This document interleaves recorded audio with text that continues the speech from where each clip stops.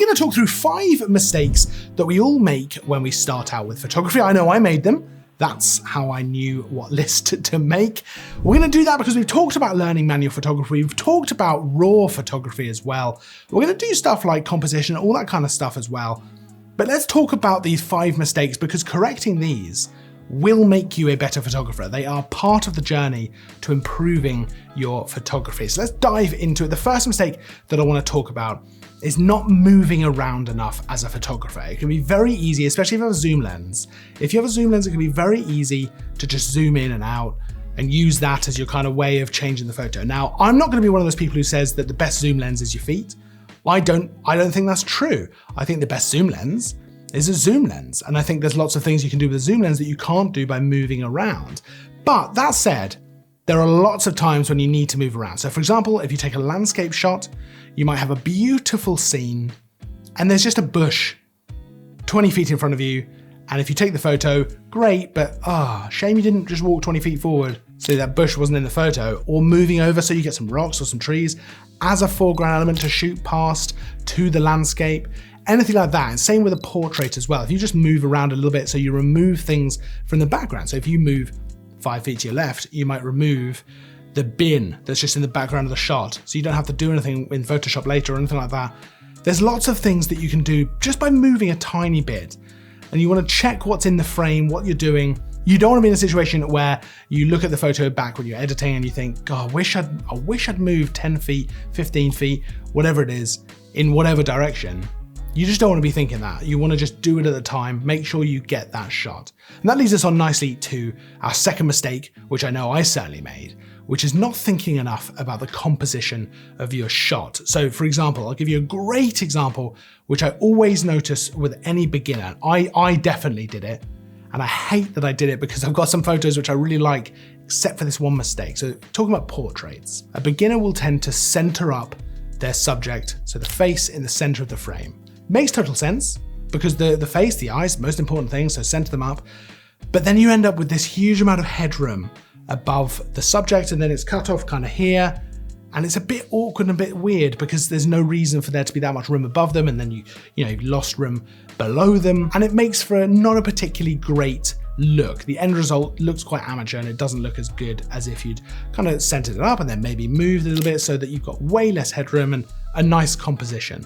And that just comes down to knowing and thinking about composition while you're taking the photo, rather than kind of just thinking about nailing that moment. Now that goes for landscape as well. You can get a perfectly nice landscape, just a great view that you've got, but if you just moved lower to the ground, the composition might be just that bit better, or just turn it a little bit to the left. So whatever that thing is in the distance, let's say it's a lighthouse, because there's a lighthouse near where I live, it just happens to be positioned perfectly kind of on one of the rule of thirds grid. Now we're going to go over that in another video, proper composition video. But that is something to think about when you're taking your photos. And that brings us on perfectly to the third mistake, which I feel like it took me years to fully grasp myself. And that is that really it's all about light. And you have to think about the light every time you take a photo. Now, I'm not talking about exposure, because you can affect that however you like, but I'll give you an example. When I take a photo of my dog, which I do probably about 20 times a day, if I take a photo of my dog in the middle of my house somewhere where it's not near a window, it's a bit darker, it doesn't matter how I expose it, it's not going to look as sharp, it's not going to look as good. And part of this is because he's got dark fur. But because there's no light actually falling onto him, whereas if I get him close to a window and I take a photo of him, even though I've exposed it right in both situations, the photo looks sharper, it looks better quality, he looks like the subject properly, there's distinction between him and the background, it just looks like a much, much better photo. And that's because there's light actually coming through that window onto him. And I'm not talking about direct sunlight, just general sort of light coming through that window, daylight. Even though it's a nice diffused sort of light, it looks so much better. And that is huge, and something that's taken me a long time to fully, properly grasp just how important light is. It's more important than the camera you're using, the lens you're using, the settings even really. The most important thing is that light. How is it falling? Same goes for landscape. You're going to get a very different view if you shoot in the middle of the day versus sunrise or sunset. They just look so different.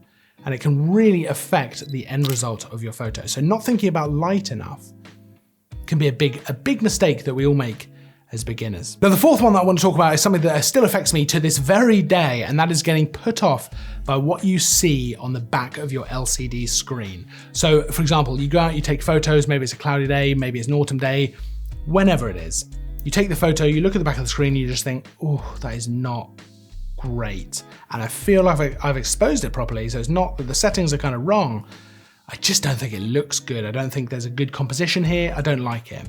You leave, you go home, you get up on the big screen, and actually it does look pretty good, and you can mess around with it in Lightroom or Capture One or Photoshop or wherever you like.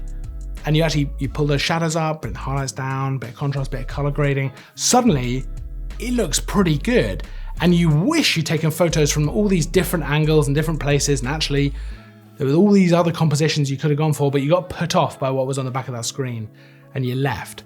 And that is something that takes practice and experience, but you just have to soldier through. If you take photos, you look at that screen and you think, ooh, that is not the one. You just have to soldier through, because it's worth getting those photos and checking them properly later, rather than getting completely disheartened and leaving, which I think we've all done at some point. We've all done that. I know I have. I still do it now. I still have to remind myself, no, I'm sure it'll look fine when we get back.